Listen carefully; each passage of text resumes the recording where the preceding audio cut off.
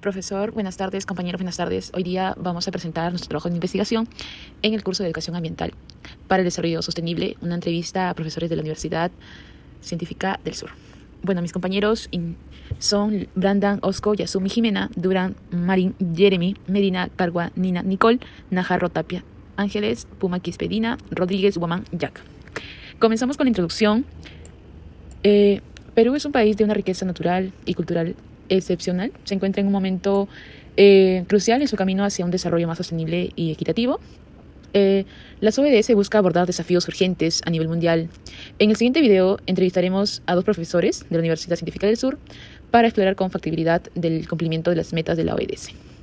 Desde la perspectiva de los entrevistados, los docentes analizarán la situación actual y ofrecerán valiosas ideas sobre cómo nuestro país avanza hacia la consecución de estos objetivos en un contexto marcado por la creciente preocupación por la sostenibilidad y preservación de nuestros recursos naturales y la biodiversidad.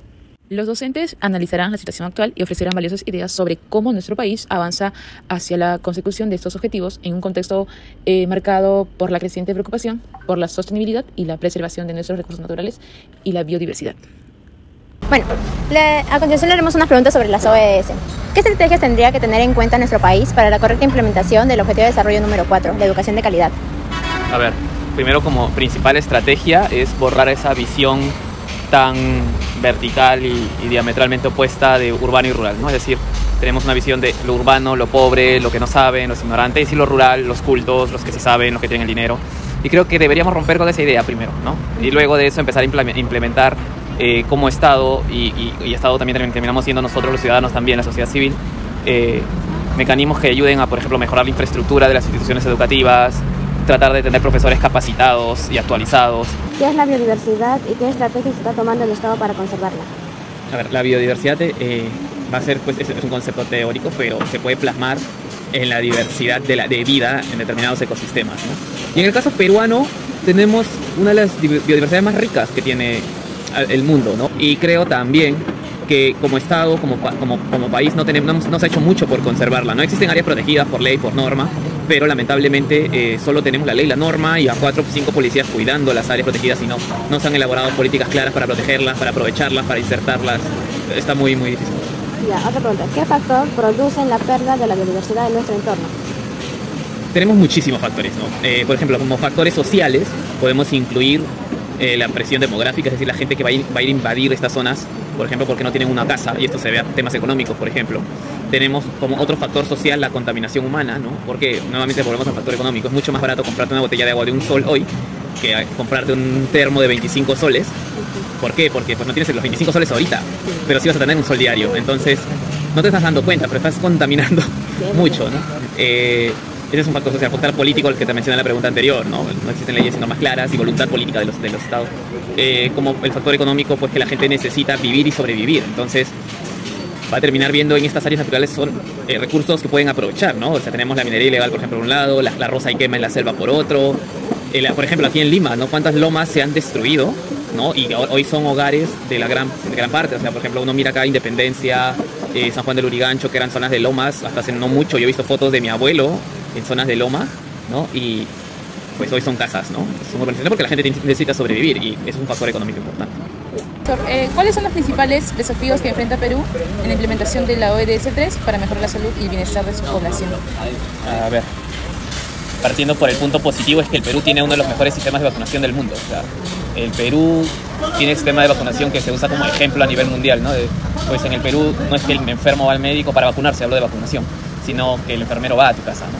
Entonces, creo que eso es algo que deberían potenciarse y aprovecharlo, ¿no? Y otro desafío que tenemos grande es el tema de, por ejemplo, nuestros centros de salud no están bien equipados, tenemos comunidades que no tienen vías de comunicación, entonces si ni siquiera hay vías de comunicación, menos llegan los médicos. Creo que también hay que valorar o darle el valor que merecen los serumistas, los chicos que hacen el serum, por ejemplo, que se van a lugares alejados por sueldos paupérrimos, por sueldos muy bajos.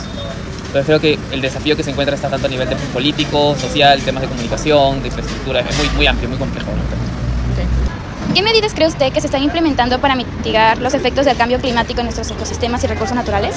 En Perú se están tomando acciones desde varios ángulos, desde varios lados. Por ejemplo, de la parte de investigación se está valorando mucho más lo que es la diversidad, se está estudiando los efectos que tiene el cambio climático en algunas especies.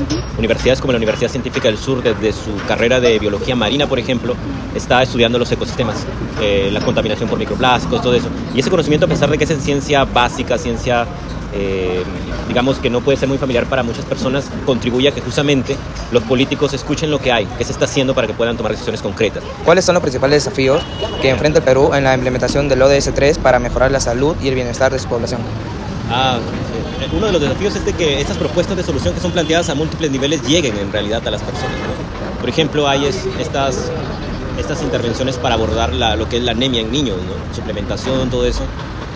Hay que tener mucho más eficiencia en ese seguimiento que se hace, porque podemos estar dando algunos recursos económicos, incentivos, educando a las personas, pero muchas veces eso no puede ser suficiente. Entonces es necesario que los gobiernos se comprometan más en hacer un seguimiento más apropiado, y también que esto vaya acompañado de la parte de investigación, que se aliancen con las universidades, con las empresas para ver qué otras alternativas pueden abordarse para eso, porque recordemos que cuando se habla de, por ejemplo, anemia en niños, no solamente se trata de hierro, sino también hablamos de parásitos, de interacción con otros nutrientes, o sea, múltiples factores están influyendo ahí. Entonces es necesario que sea más integrado y que involucre más profesionales. Por ejemplo, ustedes son de medicina, que trabajen con enfermería, con nutrición, incluso con estadísticos, para ver si está funcionando las intervenciones que se hacen.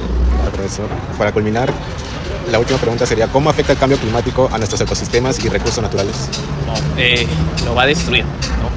Por ejemplo, tenemos desertificación en las zonas de Motape, es un ejemplo claro, ¿no? Cómo está destruyéndose. Tenemos, por ejemplo, la destrucción de los glaciares, ¿no? En la sierra, ¿no? Que también es otro ejemplo del cual se habla mucho. Por ejemplo, Pastoruri era un nevado y ahora tiene más lago que nevado, ¿no? Por ejemplo. Otro tema es el calentamiento de las aguas en el mar peruano, lo cual hace, pues, la biodiversidad del mar peruano viene por la temperatura del mar. Entonces, si se calienta el mar, los peces van a salir de ahí y se van a ir a mares mucho más fríos, ¿no? Por ejemplo, la anchoveta cada vez más y más va migrando hacia el sur, ¿no? Hacia la zona de Chile y la Antártida, porque pues el mar peruano se calienta. Entonces, eso es un problema. Entonces, sí afecta directamente a la población. Ya, profesor, eso sería todo. Muchas gracias. Gracias a ustedes.